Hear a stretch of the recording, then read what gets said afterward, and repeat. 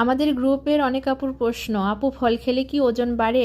ডায়েটে ফল কিভাবে খাবো, কতটুকু খাবো? হ্যালো এভরিওয়ান, আসসালামু আলাইকুম। প্রথমে একটা জিনিস সবার বুঝতে হবে, ফলে প্রাকৃতিক চিনি থাকে, কিন্তু এই চিনির প্রসেস সুগারের মতো আমাদের মোটা করে না।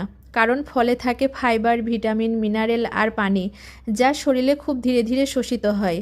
তাই রক্তে হঠাৎ চিনি বাড়ে না আর ফ্যাটও জমে না। তাহলে সমস্যা কোথায়? সমস্যা তখনই হয় যখন আমরা মনে করি ফল হেলদি, তাই ইচ্ছে মতো বেশি খেয়ে ফেলি। একদিনে 3-4টা কলা, কয়েকটা আম, আধা কেজি আঙ্গুর এভাবে খাওয়া হলে অবশ্যই ক্যালোরি বাড়বে আর সেখান থেকেই ওজন বাড়বে। সহজ কথায় ফল মোটা করার জিনিস না, বরং বেশি খাওয়াই আপনার ওজন বাড়ানোর কারণ। তাহলে ডায়েটে ফল কিভাবে খাবেন? দিনে 1 থেকে 2টাই যথেষ্ট। একটি আপেল বা একটি কমলা বা আধা বাটি পেয়ারা, যে কোনো একটি বেছে নেবেন। চিনি বেশি এমন ফল পরিমিত খাবেন, বুঝে শুনে, যেমন কলা, আম, আঙ্গুর। যদি রাইট অ্যামাউন্টে খান, ফল আপনাকে মোটা করবে না, বরং ওজন কমাইতে সাহায্য করবে।